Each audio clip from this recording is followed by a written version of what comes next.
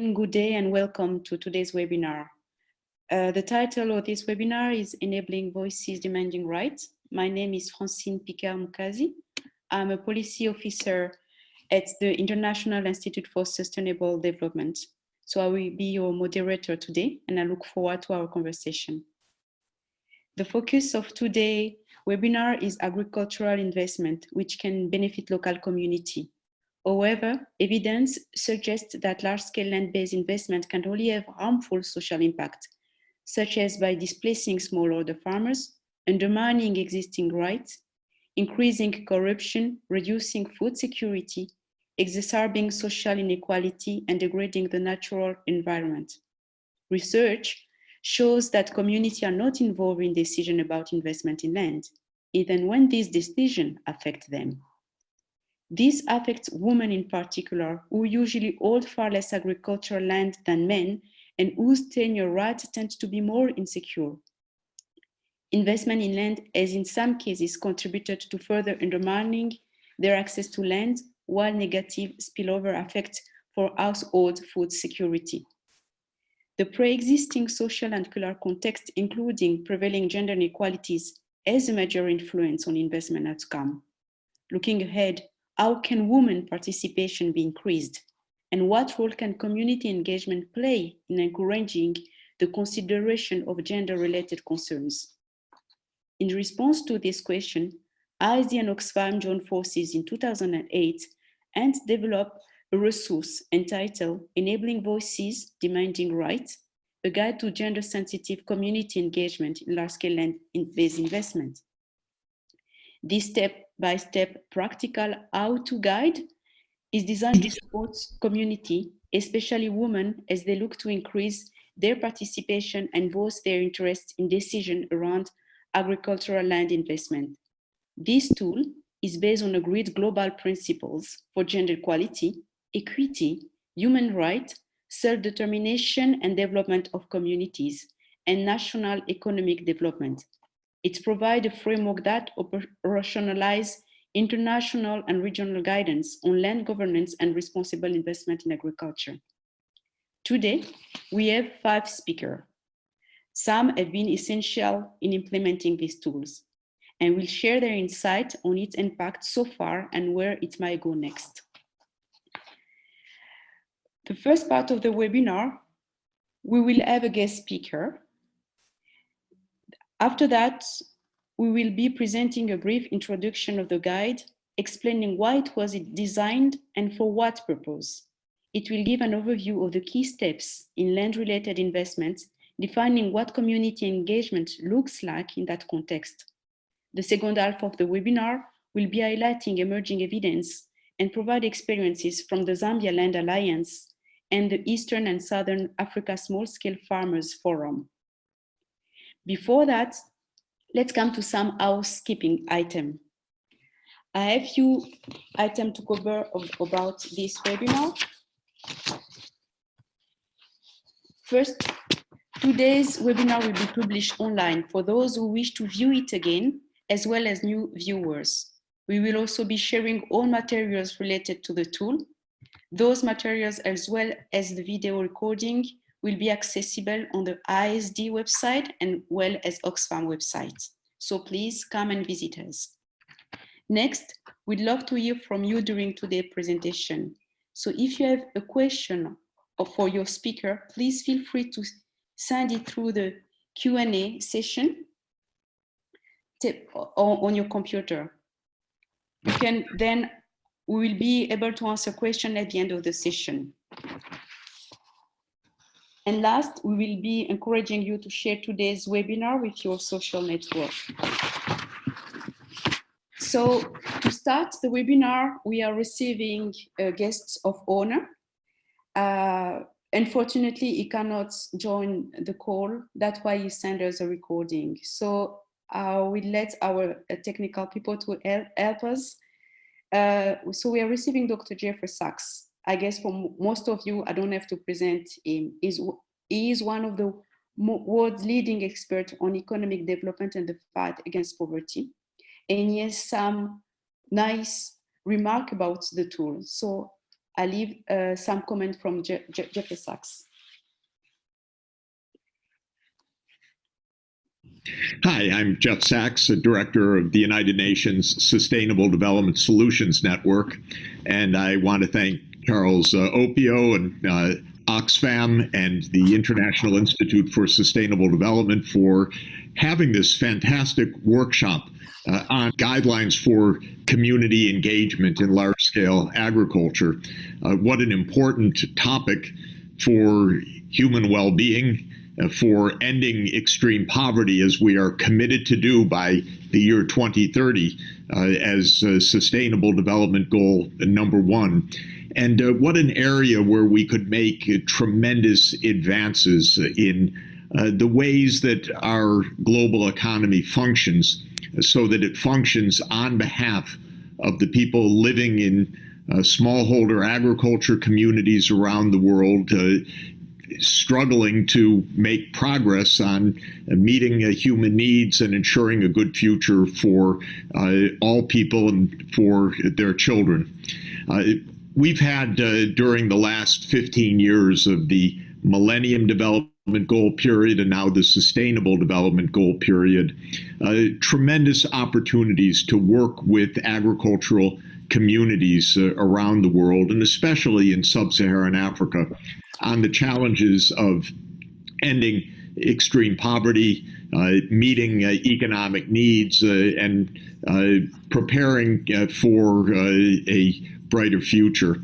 In the Millennium Villages Project, we undertook rural integrated development strategies to promote agricultural communities.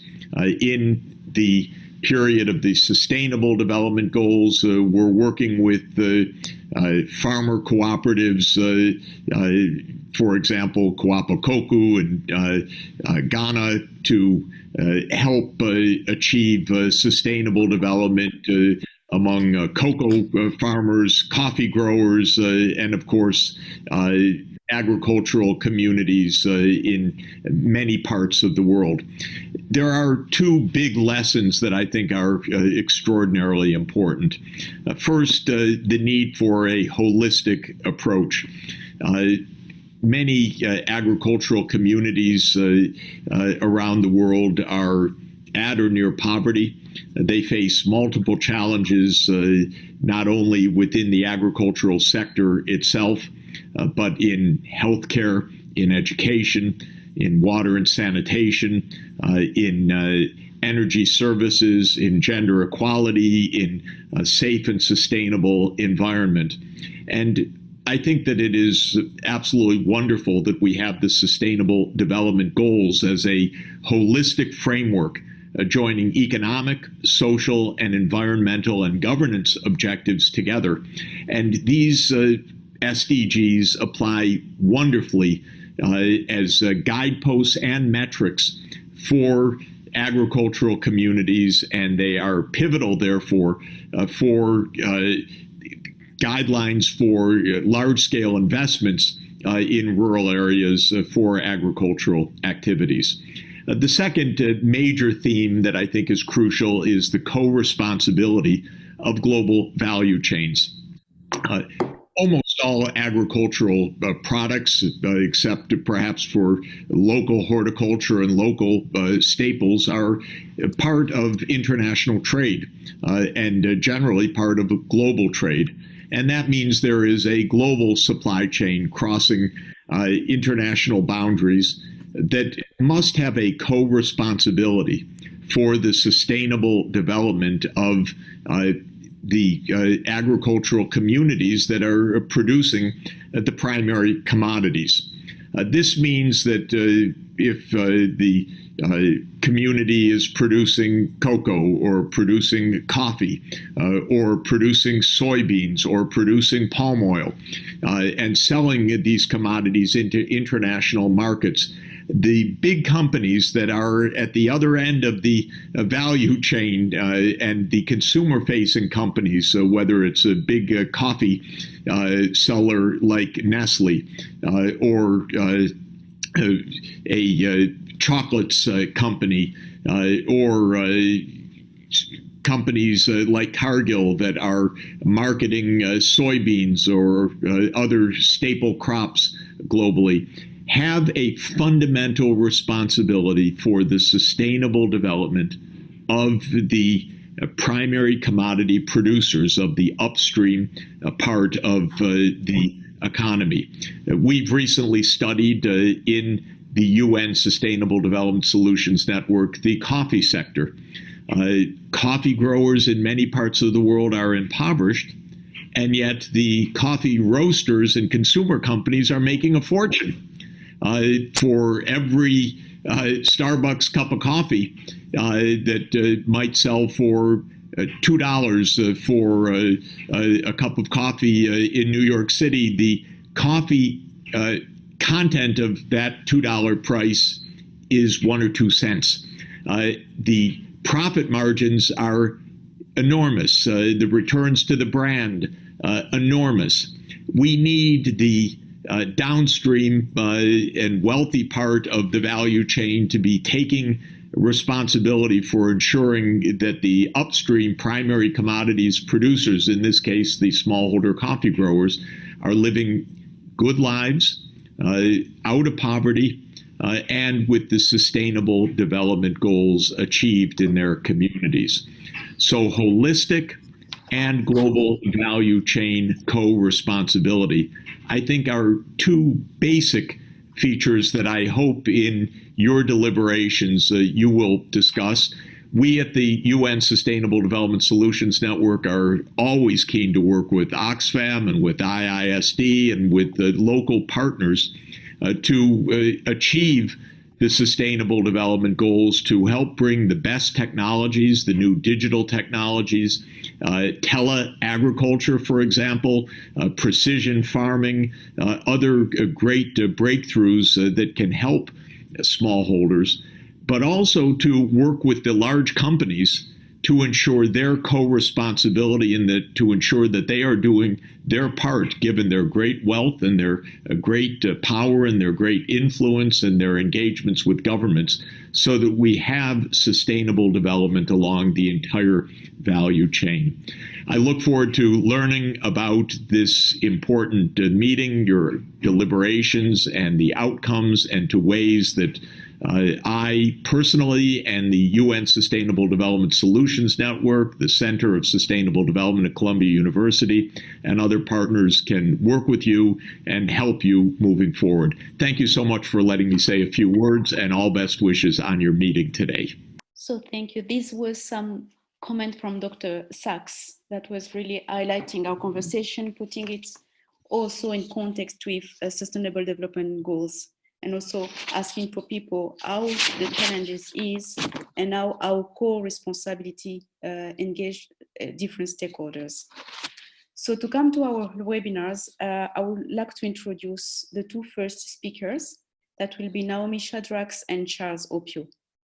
Naomi Shadrax is a woman land right advisor for Oxfam International. She leads international advocacy to secure women's land across the world, advocating for effective implementation of international and regional framework and instruments that adequately incorporate measures to strengthen and promote women's land rights. Naomi has over 8 years of experience working in land rights, particularly in relation to women. Charles Opio is a colleague to Naomi. He worked with Oxfam in Uganda as a program coordinator. He leads a project on the right to food that aim at securing land and seeds rights of smallholder farmers. Charles has had remarkable success in empowering farmer organizations and CSOs. This comes from over 13 years of work with 5 international development organizations working in Uganda. He is experienced in community skills development, research, advocacy, influencing project management, and the strengthening of CSO's capacity. So without any further ado, I'd like to kick things by welcoming Naomi and Charles. Thank you so much, Francine. Good day, everyone. I'm going to share a little overview about the gender tool, Enabling Voice, Demanding Rights, a tool which we are going to speak about today. So this tool was developed by Oxfam and IISD to address challenges which women, community, particularly women, were experiencing in relation to large-scale land-based investments. There were limited participation, involvement, and representation in the life cycle of the large-scale land-based investments. Also, gender issues, which are very important in the communities, were not addressed in all the stages of the life cycle of the investment. So we think these are very important issue to consider, and gender equality and meaningful community engagement is key for social inclusion, women empowerment, and improving livelihood of the people who are hosting those large-scale land-based investments. And also, it's very important to ensure that both communities which are hosting the investments and the investors, companies, are both benefiting from the large-scale land-based investments. So this gender tool we are talking about today speak about meaningful community engagement, which is very important. It's a pillar of free, prior, informed consent. Also, meaningful community engagement is pillar of good governance and accountability. And also, meaningful community engagement is central to the voluntary guideline on responsible governance of tenure of land and other natural resources. Also, community engagement is central to the guiding principle of large-scale land-based investments in Africa. Yeah, so we are going to be speaking about the investment, about engagement, gender, women, and community engagement in all the stages of the investments life cycle, from scoping, planning, contract negotiation, project implementation, and exit. In all these stages, communities can have opportunities to engage in all these stages. And the gender tool, which Oxfam and IISD developed, lead the community to engage in all these stages. It provides communities with how to engage during the scoping stage, how to engage during the planning stage, how should the community mobilize themselves and work together to ensure that gender issues are addressed in all these stages. So this guide, the gender tool, enabling voice, demanding rights, is very important tool to ensure that meaningful community engagement is addressed. And so what it does, the international guideline which I mentioned earlier, such as the VGT, the FPIC principles, they mention that there should be community engagement in large-scale land-based investment. So this gender tool, what it has done is to define what meaningful community engagement should look like. And also, this gender tool also prepare the communities, show them what action and preparation are required by both women and the community at large in different stages of the investment. And another thing what this guide does is it helps the community, particularly women, to know what demand they have to make, and those demands which will be beneficial for them, which will help them to gain and to get profit out of those investments. Another thing which this tool does is to show the community what's the common pitfall, what are the traps which they have to be very careful when they are engaging, what are the red flags. For example, what do they have to be very careful to watch in their communities during, for example, during scoping stage. For example, if there will be a law reform or policy change or change of any regulation during the scoping stage, then communities can know that there is a challenge. They should know that this is a challenge. They have to have extra. They have to be very extra careful. And another thing which this gender tool does is it shows the community small wins and milestone, like a marker to show them that their engagement in large-scale land-based investment is successful or it is not successful, and what they have to do when they see their engagement is not successful. Another thing is this gender tool show community and particularly women entry point for engagement to prioritize which parts of the process are critical for women and the community. I've shared in the last slide about the different stages of the investments. So this gender tool clearly show what stages of the investment is very critical for women and what they have to be doing.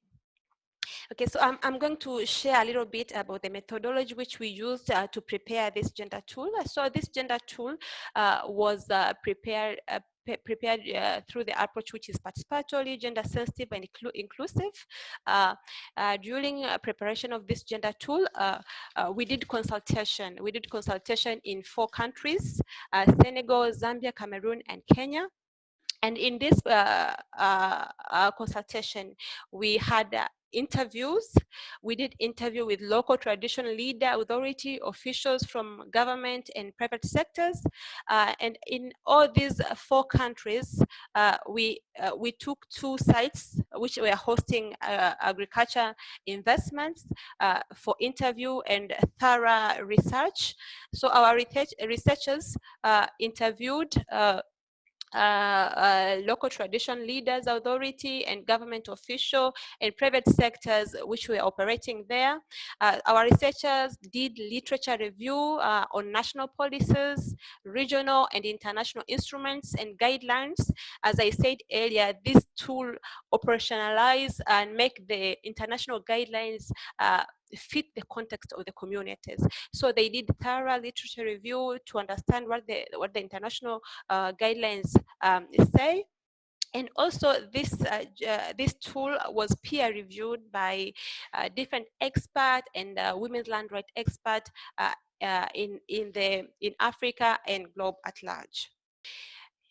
After the peer review, we pilot tested this tool, and today we have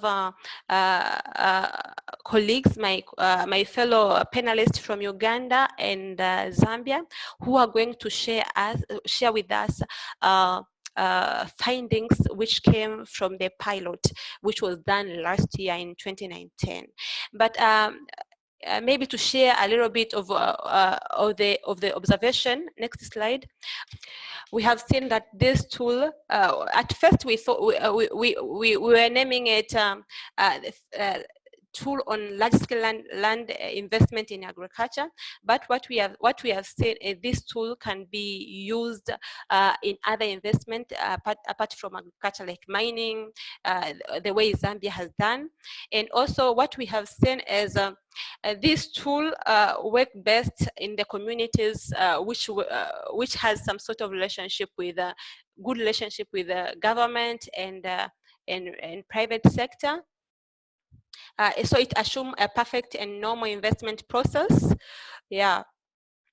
Okay, maybe another thing I should share with you is the example of the matrix for community and women participation in this gender tool. So when we were in the community, we shared with them what are the stages of the life cycle of the investments, like what you are seeing in your screen, the scoping stage, planning stage, contract negotiation, contract implementation, and exit. So what our researchers were asking the communities is, what does meaningful community engagement can look like during each of these stages, and how are women empowerment, how women should be empowered, meaningful in these stages, and what can community contribute, what is required to support community contribution, what must be prevented in order to promote community and women's participation, and what is an ideal outcome for community in this situation. So what I can say, this tool was produced through consultation, it's the views of the community, their leaders, literature review, which were consolidated and peer reviewed to get this gender tool, which has been piloted in Zambia and Uganda, and we have these results which we are going to share with you today. Thank you so much. Thank you, Naomi.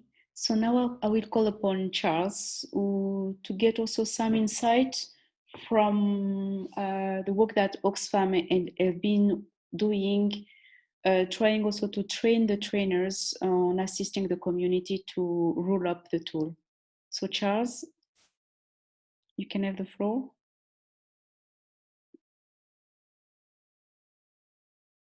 I hope you're having a lovely day. My name is Charles Opio, and in Uganda, I work with my colleague, who today is a participant for this important meeting. He recently joined Oxfam as a land rights coordinator, and his name is Jimmy Ochom. So I'm seated here with him, but I would like to pick up from where Naomi left, because when the tool was developed, we received the tool, and then we did some work around the tool, and then I will also be I will talk about the next steps. So for Uganda, when we received the tool, and we immediately saw the urgency, the relevance, and the need because of the context. That really shows that Uganda recently is one of the countries that is receiving many investors in large-scale land-based investments, not only for agriculture, but also extractive. So we received the tool and then organized a session where we introduced this tool to the different groups of civil society organizations that we work with. And then we had the assumption that these organizations, upon receiving some bit of knowledge on this tool, will try to mobilize resources to roll out the tool and then provide us feedback that we would again give to IISD and Oxfam International for the improvement of the tool, which we really did, but we had limitations in terms of resources. And because of that, we concentrated our interventions with the Eastern Southern Africa Small Scale Farmers Forum in Uganda, abbreviated as ESAF, because ESAF was already implementing a project on right to food, which is aimed at creating enabling policy environment for smallholder farmers to access resources such as land, seeds, and pasture. So we moved with ESAF and supported them in rolling out the tool through community consultations, where we particularly focus on community leaders, members of communities, women and youth group, because the tool particularly focuses on women and empowering youth, and then also other stakeholders.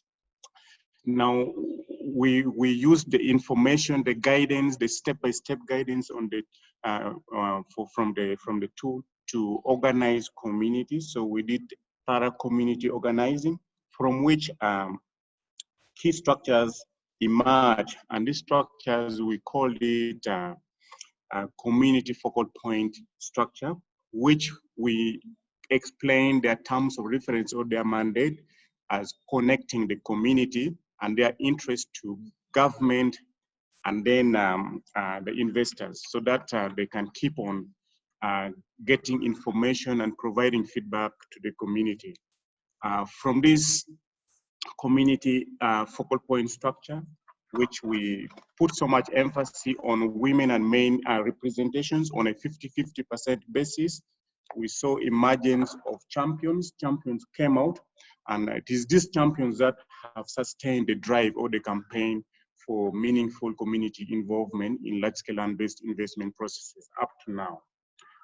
We had some bit of visibility engagement, like printing t-shirts, which on the back is written, "Ask me how to engage in the large-scale land-based investment processes." So this message was well sold and it became popular in community and different parts of the country.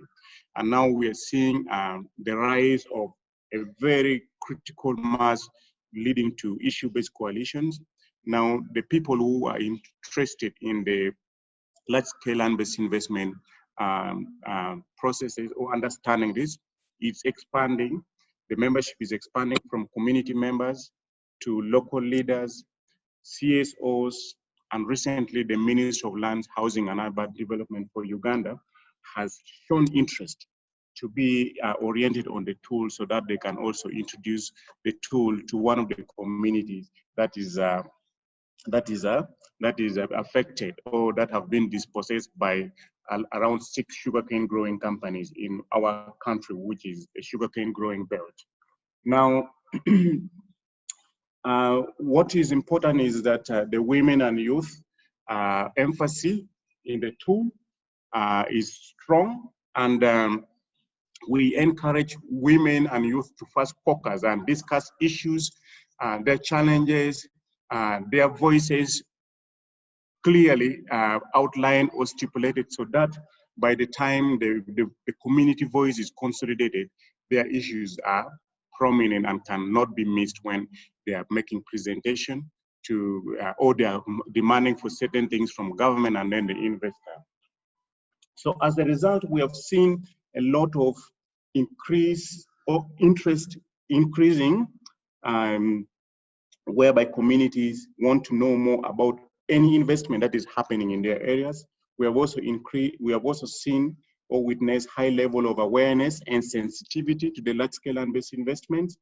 We have also seen increased signs of community empowerment, whereby both women and men are really speaking actively.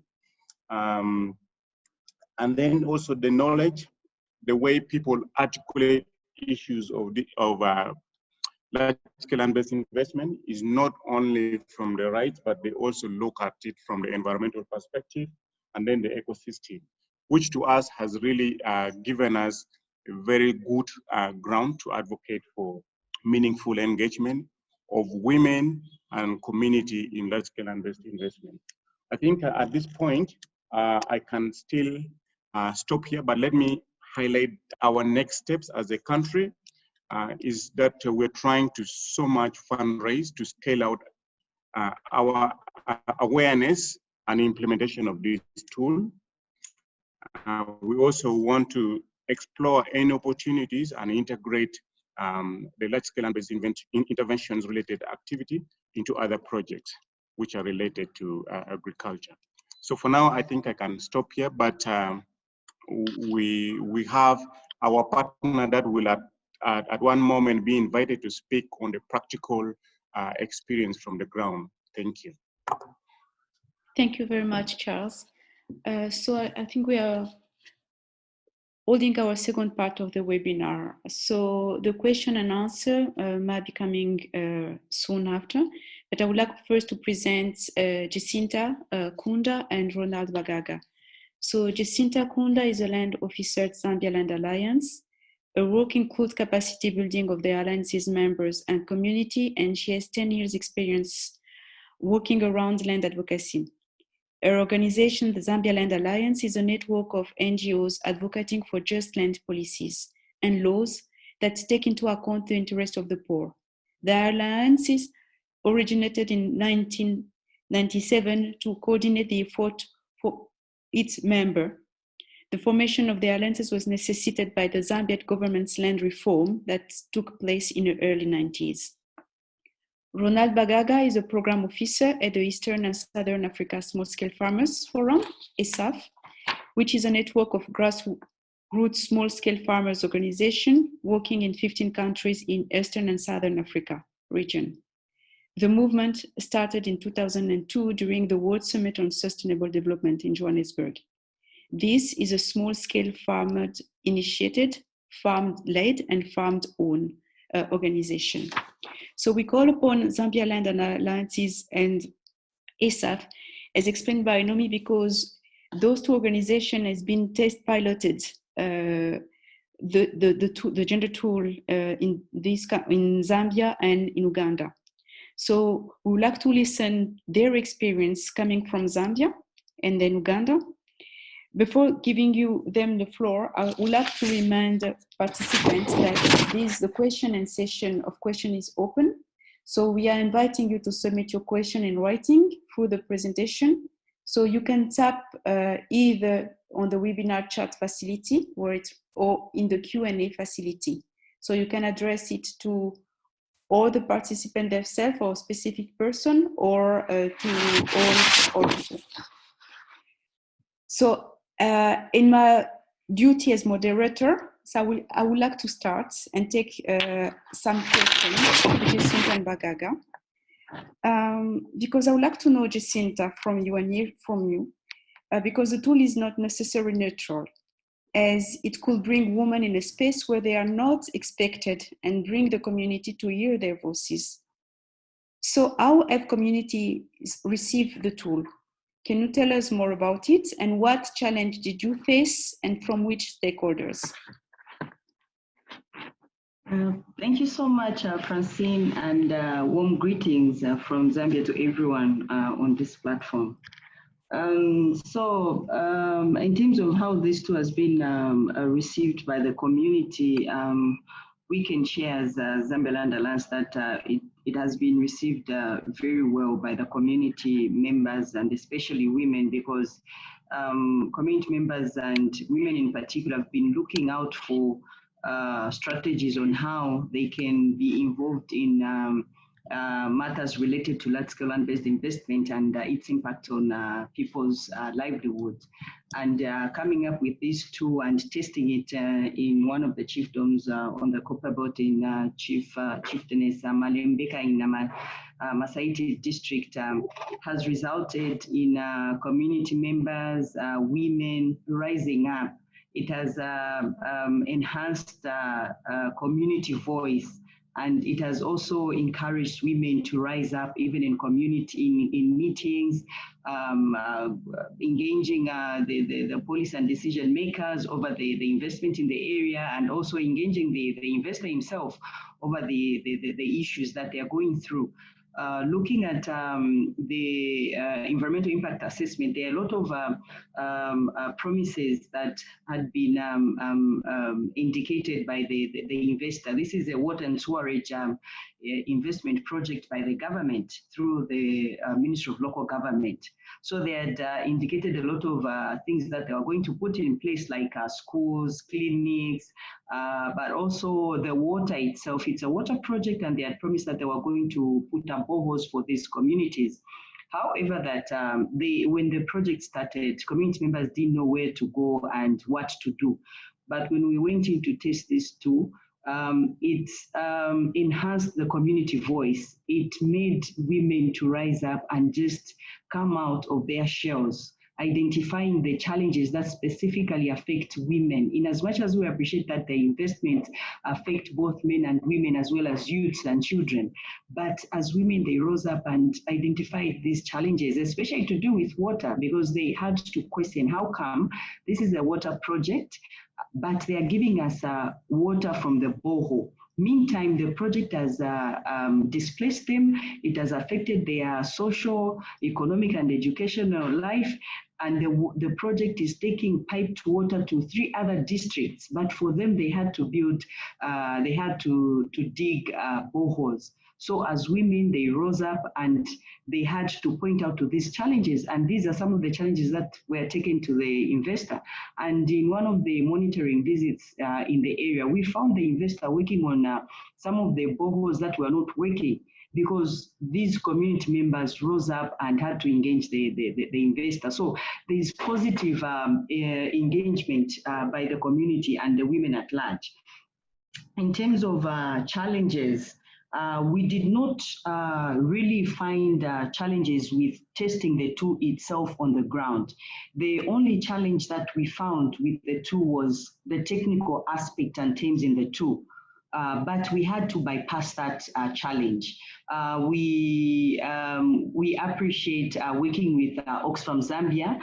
They first of all organized a training in which my colleague Charles was one of the facilitators from Uganda. We had two facilitators from Uganda that had to come and train us before we could go on the ground. And when we were on the ground, we had to look at the two and ensure that we had the same understanding as a team, Oxfam and ZLA. We had to summarize the two and also understand it in the local language, because we were going in this community and we couldn't use English. So we had to translate some of the terms to ensure that it was easy for community understanding. So that could be a challenge which was faced before testing the tool. Otherwise, in terms of testing it, we did not find any challenge. It's a very good tool that ZLA feels that we can work with, because we have experienced a lot of large-scale land-based investment in our country, which is leaving host communities in problems and challenges affecting their food right, their right to land, as well as water. So it's a good tool, I can say. Thank you for now. Thank you, Jacinta. So it seems like Bagaga is having technical issues, so I would like to send some apology from him.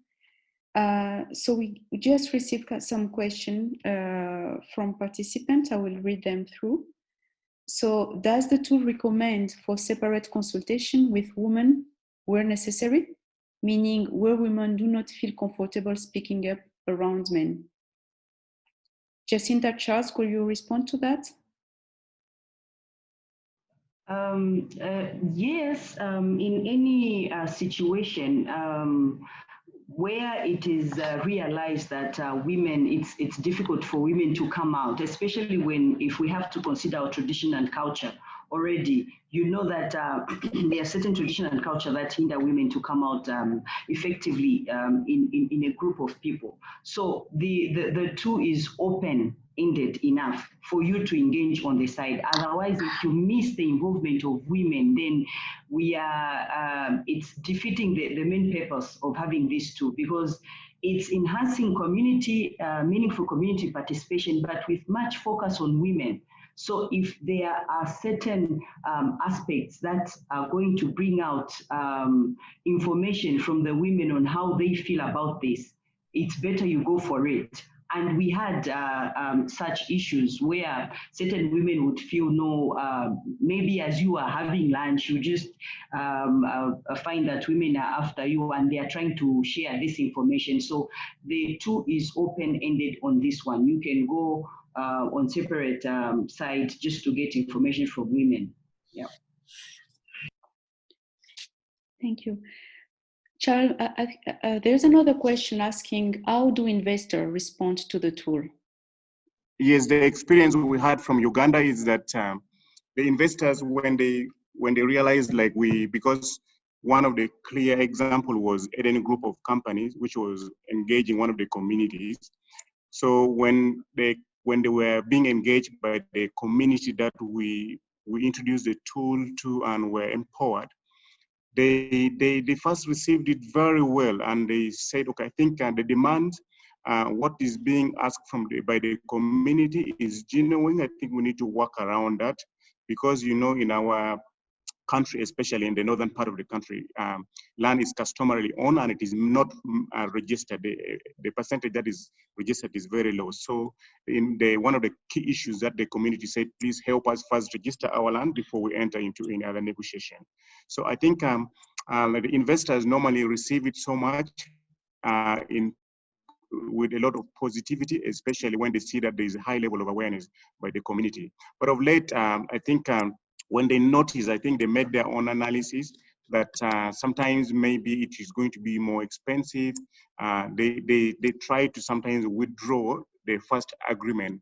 But the good thing is, even when they try to change their goalpost or change their agreement with the community, still community have stood their ground that this is what we want. Unless you do this, we're not going to give you our consent. So in reality, the investors first of all receive, but then when they go and reflect on it, if it is going to compromise on their profit margin, there is likelihood that they can come and give another alternative which is more suitable to them than the community. But the most important thing is if community know what they want and they're making genuine demand for their involvement in the large-scale land-based investment is important. But the key interest is the women and the youth. Yeah. I agree with Charles on the way the investors behave. When we started testing the tool, they were very receptive. We went through with them in the community, but when they realized that the community members were more enlightened and they had started following up the issues and engaging them and demanding and asking them questions to the things that they had promised that they were going to do, to the services that they had not provided to the community, the women asking them, they started dragging their feet. At one of the stakeholders meeting that we held in the district, we invited the investor and the investor sent a representative. But after being questioned by the community members, he ended up leaving the meeting without even saying that he was leaving. He just went and left questions without being answered. So like Charles has said, there is that reception at first, but when they realize that they are at fault, especially in our case, because there are a lot of things that they did not adhere to that they had promised. And when they realized that the communities are now more informed and they were questioning them, they had to drag their feet and they started avoiding us to some extent and also avoiding the community members. So I think it's just the way investors behave when it has to do with their business and their profit. Thank you both. So one of the participants is asking if we should be encouraging communities to engage with large-scale land-based investment or to reject them outright. Can I respond to that? Yes, please, Charles. Yeah, the tool do not really take a very strong position like saying community should reject investment, because we know that if investment is taken in line with the principles that was talked about by Professor Sachs and then in the introduction by the moderator, that is Francine, it will create a win-win kind of relationship. So what the tool more focus on is the creating that awareness, what community should do, what they should watch, the kind of task they have to do as community, and then it leaves it to the community to make that decision whether to engage in the large-scale based investment or not. But the tool primarily focuses on win-win business relationship, but it should be taking into consideration protection of social, environmental, and economic benefits. So it should not be economically favoring another group. It should not lead to environmental kind of destruction. That's why the emphasis on environmental social impact assessment is very key. And those are the information, it's one of the areas which inform community whether to consent or not. And by the way, even when the implementation of the project has started, at any late stage of investment, like Naomi presented, the community can still withhold or withdraw their consent, provided the practices or the behavior of the investment is not in line with what was formally agreed. So communities is supposed to be engaged throughout the stages until they are satisfied, so that anything that happens at any stage which is not in conformity to what was agreed or is going to violate people's rights, the women's rights, the youth exclusion, it will be the basis for disagreement and therefore withholding consent or withdrawing it. Thank you, Charles. There's another question. I would like to address it to Bagaga because now I think it seems like it's on now. Someone is asking if you have any challenges meeting with the government official, and if you ever meet also with companies or government leaders anyway, and what was their response and their reaction about the tool? Thank you, Francine. Sorry for the uncertainties I received, but Thank God I'm back online. At first, we had problems, or maybe we were perceived by the leaders in the communities. You know, the communities we implemented this tool they are highly contested, given the history of that region. So they thought maybe we are encouraging communities to resist investment, but also communities themselves, given the experiences they had with land grab and so on, they perceived us earlier that in the early stages that maybe we are agents of investors who want to take their land. But when we empowered the communities, we let the communities take charge. They took the front line, mostly where we had structures on the ground led by women, focal point leaders. We were received well. For example, in Amuru district, where the community, Aje community, engaged the Eden group of companies Comrade Charles talked about earlier. We worked with the local government leaders, mostly LC5, LC3, Area Land Committee, to see that the demands fronted by Aje community to Eden were being considered. And that's when 96 households managed to be supported to register their land before they pass on the land to the investor. But also in Amuria district, you found that we resolved that we needed to have a coalition where we got the LC3 chairperson of the sub-county to be the overseer. We brought on board the area land committee chairperson, the area commandant, police commandant, the religious leaders and cultural leaders, and the representative from the CBO, so that we have a coalition that even when the teams are in the communities, are not perceived as agents of investors. Yes, Francine? Thank you very much, Bagaga. Maybe a question for Naomi, because you have been experiencing the tool in different countries. And we heard Jacinta telling us that it was a good tool. So do you think there is some kind of aspect that need to be improved to ensure the effectiveness of the tool? From the pilot pilot test, which has been presented by Zambia team, ZLA and SRF, what we have learned is we need to translate the tool to the local languages, because what we want is this tool to empower the community. We don't have to speak for the people, for the communities. Those the communities which are hosting the large-scale land-based investment, they're the ones who have to be able to speak for themselves. They have to be given capacity to engage in the large-scale land-based investment. So we have to make sure. So what we see as one of the aspects to improve this tool is to make sure that we are translating this tool to the local languages which those people are having, so that they can easily use the tool.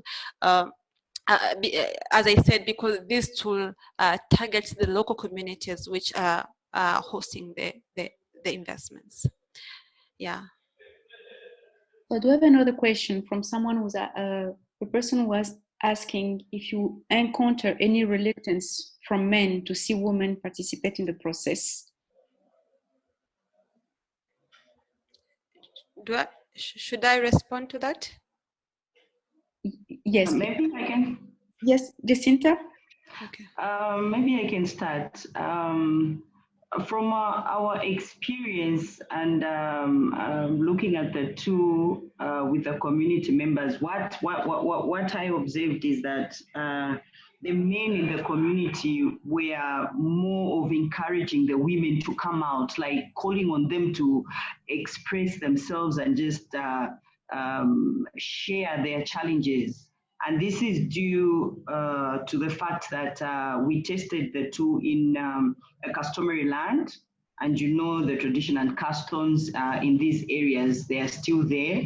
And so there was that observation of men trying to push women to really come out. But also by the time we were finishing and setting up a structure, because we had to set up a structure for this work, we have a committee of community facilitators, and in coming up with this structure, men were very much encouraging women to be part of the committee, because it was observed that mostly they were expecting, everyone was expecting that it should be village headmen and leaders, main leaders up there to be in the committee, but we ended up having a committee of women and men, and the females that we have in the committee, they are actually young women in the committee. And so that is something that we observed, where men were encouraging women to come out and just share their challenges that they were facing. Francine? Yes. Can I also comment on that? Yes, please. For our experience in our implementation areas was we didn't have much interferences from the husbands or men, because the focal teams were being led by men, and the women caucuses also traversed the communities to pick the views of the women and brought to the focal team discussions. But the challenge which was maybe coming out from the structures was, you know, women had a lot of, or they have a lot of responsibilities looking after their homes and so on. So it was kind of difficult most to lead these structures, because for us, we thought as women, we needed to let them take charge, to take all lead of the engagements. And what we did was constant follow-ups, backstoppings, to see that we strengthen their stay in the structures, but not much of interference from the men lines. Francine, just to add that maybe for us in the Zambian case, the other encouraging aspect is that the traditional leader in the area is a female. So she was also in front of encouraging women. And every time we're in the field, at some point, we might be coming out from the field and we meet her following up these issues. So for us, that's also an encouragement about the female traditional leader that we worked with during the testing of the tool. So I have a question following that. How has the gender tools have improved the livelihood of community members? Because we have been using it for like 2 years, especially in Uganda. Have you seen some changes or some improvements? And now, what are those improvements?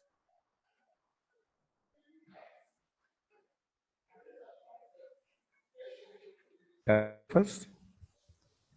Hello? Yes, Bagaga, please.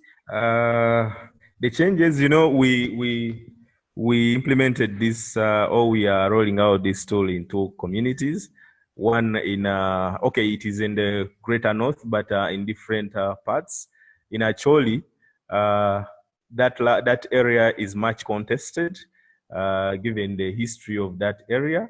So the land is fertile and so on. So interests of investors are much perceived in that region.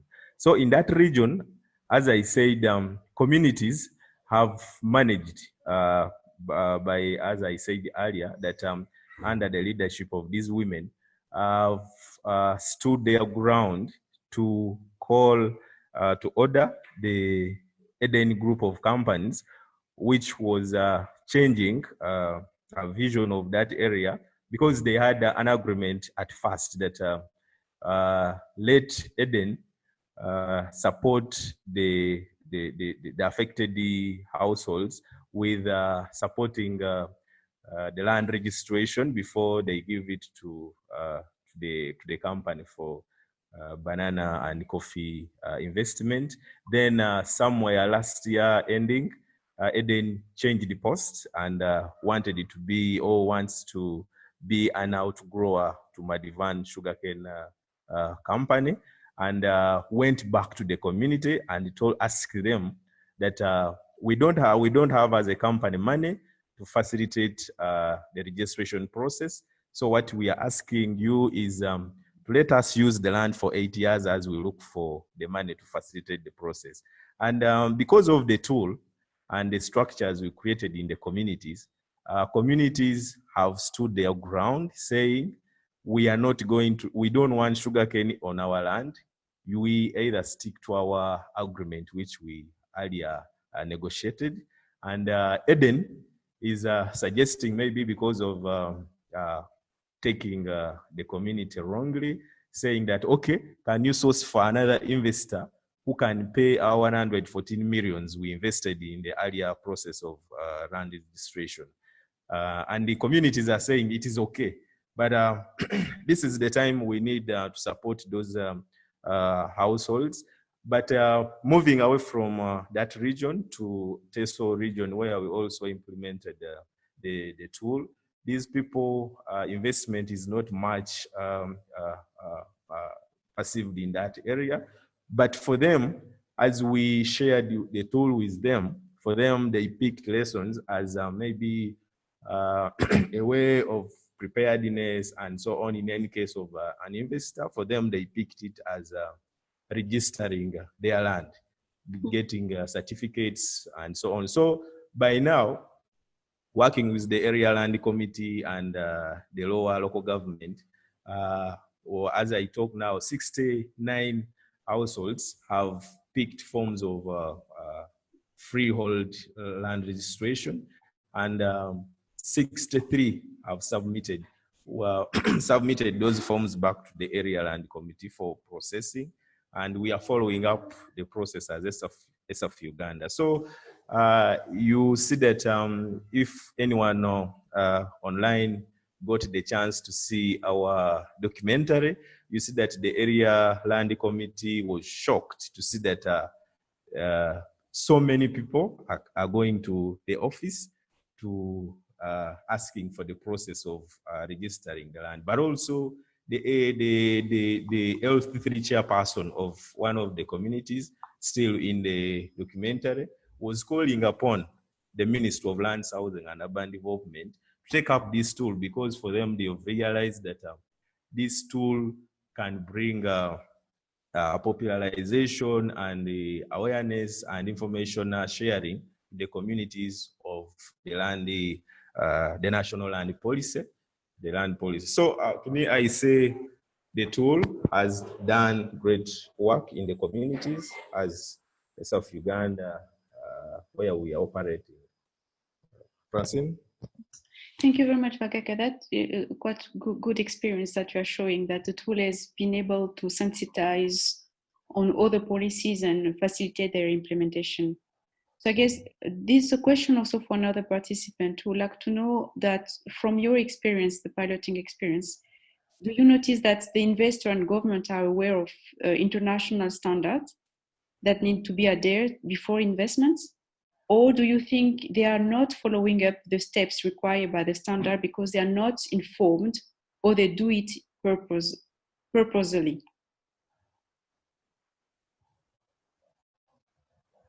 To start, maybe I start.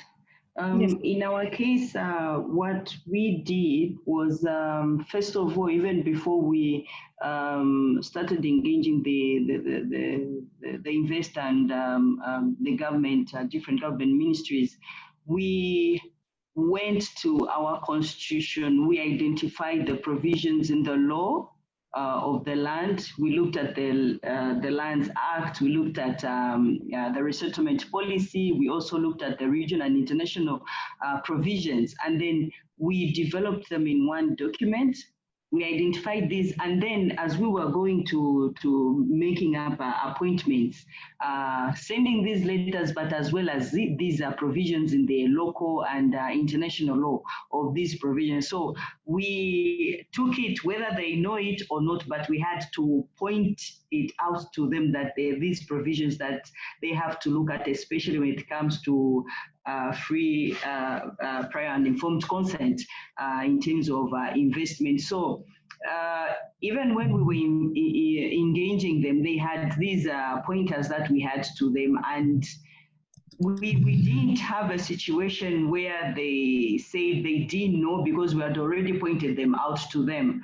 And for me, I think that the government is aware about these standards, because we have ratified and signed to these agreements, international and regional agreements on participation, women rights, discrimination, and all that. The only challenge that we have at home in our country is localizing, coming up with standards, standard mechanisms to adhere to these international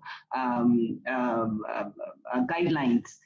Because even in our own law, where there are provisions on how investment is supposed to be established and implemented, where the law stipulates that before starting the investment, the investor is supposed to ensure that they put in place all the social amenities, education, and all that. But this is a national law which they are not adhering to, but they know it's there. So it's actually a challenge that we have in Zambia of localizing these guidelines and international law that we are part to. Yeah, I think, let me also add from Uganda. Yes, please. I think in terms of awareness of investors on these international instruments, standards, and procedures for doing investment, it varies. Because yes, they go through government authorities for their investment to be registered, and then they're given the permits or the permission to do business in a country. Now, what happens is that these investors, that they're not only international, there's some other local people who have also become investors, or they're even like mediating the acquisition of land for foreign investors. Some of these local people are not so much aware of the international standards and all those kind of things. That's why when we go to the community, we try to establish the network of a particular investment. Who is this investor? Where is the history? So if you understand the history, you really establish the level where the awareness on this kind of standards is high and where it is maybe insufficient. So for us, we think that in Uganda, the level of awareness is really there for any investor, especially the ones that come from other countries or the multinationals. They are aware of all these standards, and they only get surprised when they go to a community which is trying to tell them what they know. And that's why now you see for a group of companies, they're trying to withdraw their interest. But in terms of awareness, government is aware, the private sectors at the higher or strategic level is aware of this. Yeah, so I think this is what we can submit for now. But there was a question of whether the tool also take into consideration the need of women with disabilities. And this is the primary focus of putting women in their different groups. So now imagine women caucusing. Now you have different categories of people with different needs, with different challenges. All challenges by these different categories of individuals are encouraged to be put together and then forwarded for consideration by the community focal point structure that link the community with the investor and then with the government. So the moment women are in their groups, the diversity of the challenges that they face and the opportunities that they should actually tap from is well dissected and then presented in a holistic manner. But there was no deliberate effort of, let's say, let's also have a special group for women with disability to put in their issues. But we thought that having women with different challenges can also have the integration of those different situations. Thank you. So we are coming to the end of our meeting. I would like also to thank our speakers, Dr. Jeffrey Sachs, Jacinta Kunda, Ronald Bagaga, Naomi Shadrax, and Charles Opio for their time, as well as all people who join us to this webinar. Just to highlight, the webinar has been starting to be used as a pilot, and now, especially in Uganda, we are trying to develop it at a larger scale with the Minister of Land, and I guess that there might be more information to provide on the use of the tool, and also some experience now the tool has been used in different areas and how it may be transformed. But sure, it's look like it's a very needed tool for community to better engage with investments, and also practical tool that also respond to the needs that the government has. And I hope that we will be looking at it and maybe review in 1 or 2 years with concrete experience sharing. So if you have any question that we couldn't have time to respond to, please feel free to join us at Oxfam or at ISD. We will be really happy to respond to those. Meanwhile, we will be, after the end of the meeting, we will be sending you the recording as well as the documents or materials that refer to the guide. And we'll hope that you have more questions for us. It's also a way for us just to improve and be more efficient. So thank you to all and enjoy your day. You're welcome. Thank you.